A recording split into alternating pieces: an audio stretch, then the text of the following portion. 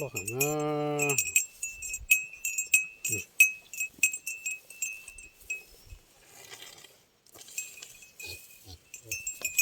ไอ้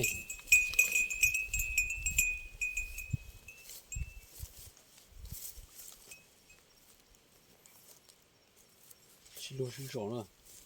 ชิโร่ตัวเลี้ยงลอกเขื่อนเที่ยว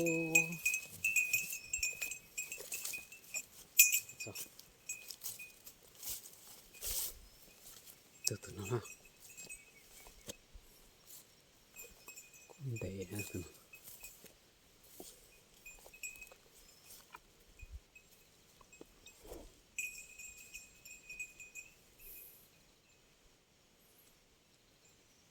เปล่าตัวนะ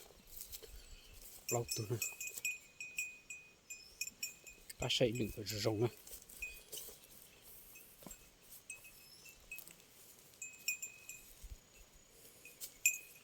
ยังจะรอตัวเลี้ยงจนรอจอเลยโอ้ตัวเลี้ยงจนรอจอตีรึ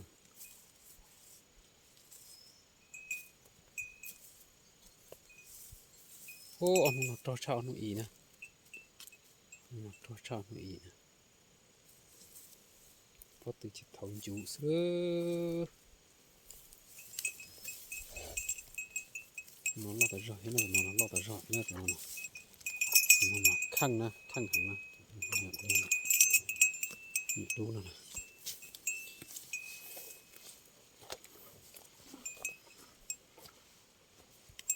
ใส่หนังเนี่ยนะเป็ดถึงตรงนั้นเด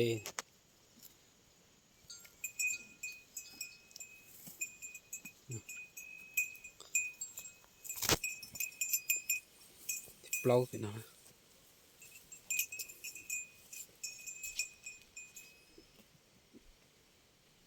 ราคาเพิ่งฮีสินะ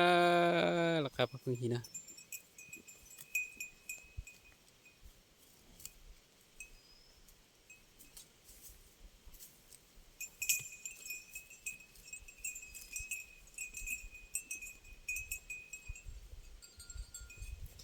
ตุกชีสนะจังหน่อยตุกชีสนะ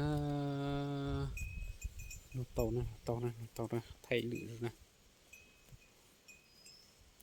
นี่นะ